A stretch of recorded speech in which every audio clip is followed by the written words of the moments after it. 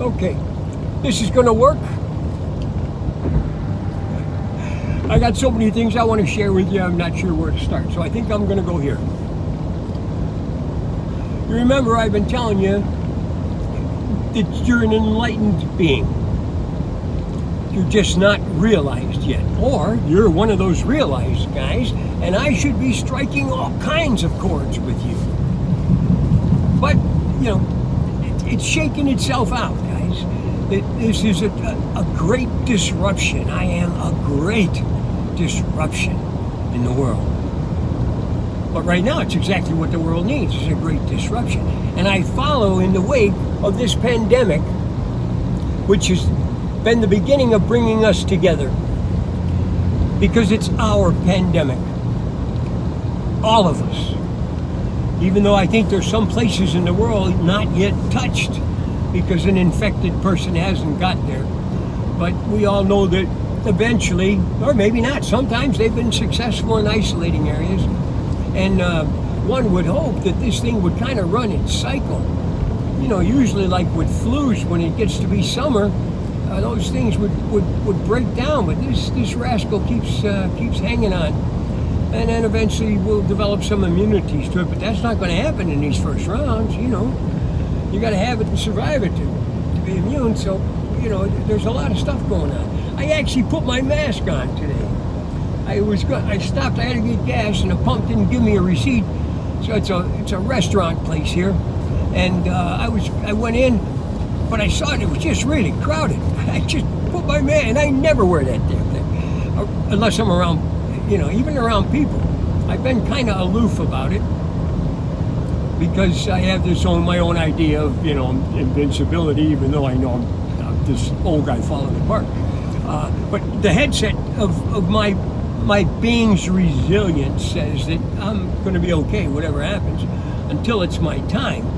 And then I won't have anything to do with it, so I don't concern myself with it. At the same time, it's a courtesy to other people. And there were enough people in there that I felt that was appropriate. And about half the people in there, maybe a little bit less, had masks on. But when I first looked, nobody had masks on. The guys with masks were inside. So we're going to have to deal with this thing. But we're also going to have to open up. You know, people need to touch each other and not just look at each other. So we got to figure out how to do that, and we are. No plastic bubbles yet, but, you know, we're being prudent. The masks are prudent. They work. It would be kind of a shame not to use them because we find that what the news has been saying, that it kind of bears out if you go to an event that's attended by a lot of people, most of which are not wearing masks, you're going to have a spike, especially if it's a big event where there's enough proliferation to touch a lot of people. All we can do is ride it out and be kind and loving to those that are affected and impacted by this thing. You know, we're all impacted, and we know that. Everybody knows that. Okay. So, what do I want to talk about today? I want to talk about this notion that you've been forever, and that each of those journeys that you've had in the past has been to groom you along your way toward retaining enlightenment. Now, some people get glimpses of it, some people taste it. What we need you to do is to embrace it to the point to where it becomes who you are, that you remember what it was like to be one with God, and you allow that state to overwhelm you, to become you, and then a great deal of clarity just happens automatically, you know. All you guys, you know, we're going to continually be banging at you nasty guys. Why do you do that? You know, I can't answer that for you. You have to answer that for you. And I'll bet if you can find the answer, you'll be able to let go of being nasty. Because then I'll show you how to let go of whatever it was that caused you to be nasty. You know, eventually there's going to be hundreds, if not thousands of these tapes. I guess it depends on how long I'm going to live. And sooner or later, I will touch on every subject you can imagine. And I'll offer you some in 2 miles, take exit 46. Serious insight into how to deal with whatever that particular thing is. That's the gift of a teacher like myself. We just know things, you know. How do we know things? One is because we've lived them. You know, the more I think about my life and all the insane things that have happened to me, the more I realize how blessed I am. And you know, the times when I've touched death, when I've been around people who've touched death, when I've saved people's lives, all of those things are part of what gives you the, you know, I talk about subtleties all the time. And the subtleties of our life are the little nuances that most people miss. If you start watching people, really watching them, don't be staring at it, because you can drop back and have a softer look and still keep them in your consciousness. And it's amazing the power of it. Oh, God. I'm going to start telling you some of the stories in my life.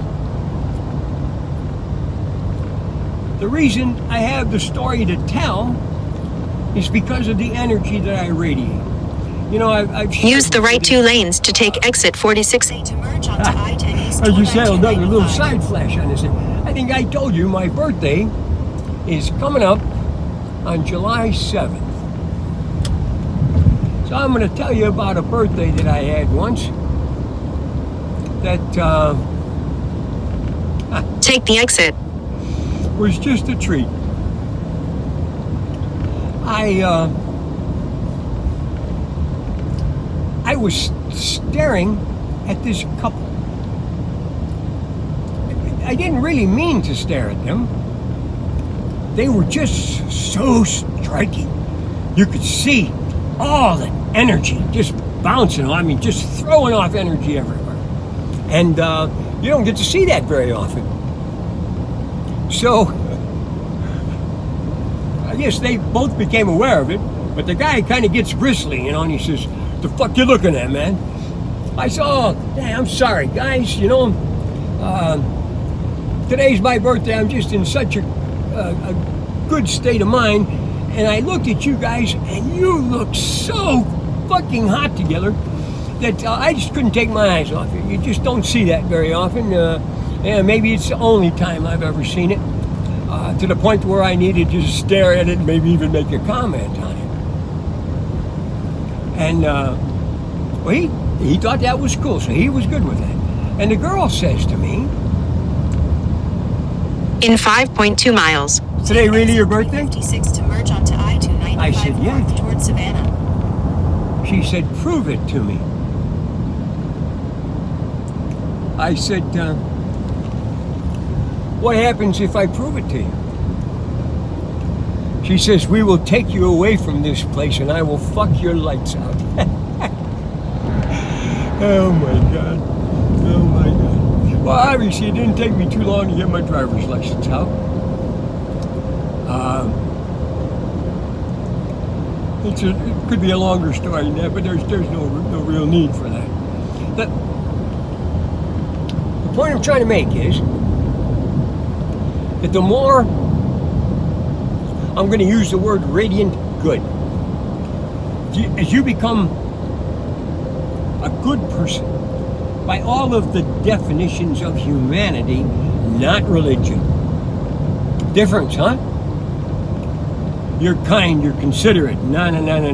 I don't care, you know, if you're devout or any of those other terms that might involve being involved in a religious activity. That's between you and your God.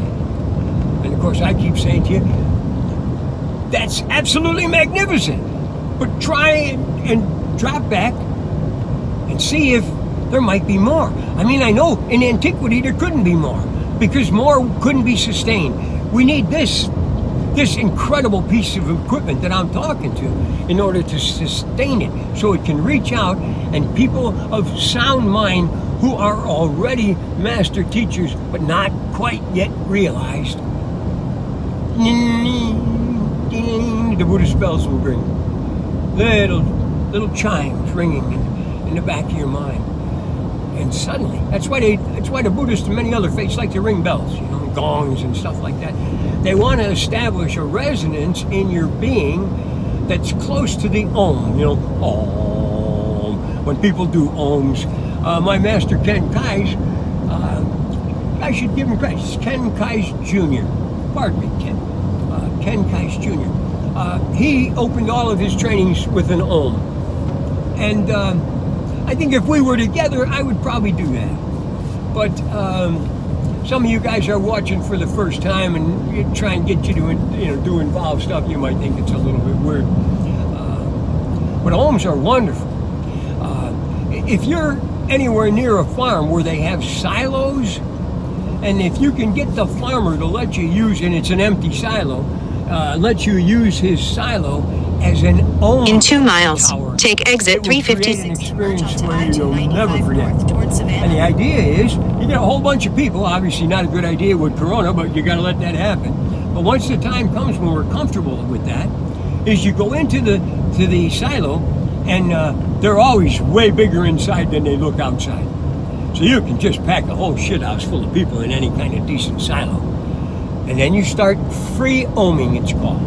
Om. And everybody does it at their own pace. Om, om. Everybody's got their own way of doing it. And what'll happen is, after a little while, some of you will become one with the oming process, and you'll break into song.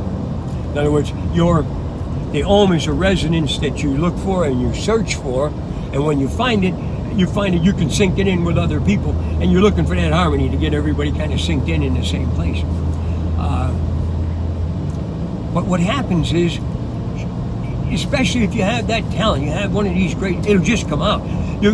That unified energy. Remember we were talking about the Christians going to happiness rallies. This is kind of, you get that same effect packed in and doing Oms. What'll happen is you'll become one thing, and then the one thing, all of you, Use the second lane from right to take exit. each of you need to have to make the process that you're involved in right now beyond description. You will become one harmonious voice, and all the energies that are out there will become available to you. Absolutely beautiful experience. And you don't believe Take the shit, exit, you just go then do keep it. left to merge onto I-295 North. Oh, that's what all this stuff is. Use the left lane to keep left to merge onto I-2. You I-2. don't have to believe anything. You just follow the instructions. Find a tower going. I think if you do it alone, you'll get a good resonance to it. But it's just better with more people, because you excite different energies, You remember I was talking to you in one of the previous tapes that if you get the right number for a certain thing, then the certain thing will happen. But in the beginning, I was talking to you about 1 million enlightened beings. And when that happens, then enlightenment will happen. The world will become enlightened in a pulse. Absolutely unbelievable, guys. We're talking about a pulse of energy that'll make the hair in the back of your neck stand up for 15 years. Woo! Enlightenment. Come on, baby. In 8.9 miles, take exit 30 onto Dunab. State Route 104. Watch where I'm going out here, I'm driving. This is a wonderful thing, it doesn't deter from the road at all. And I've been doing it long enough to where I have a comfort and a grace with it. So it's just there, and I talk, and hopefully some of you guys listen. So I wanted to go back to something. I have over 40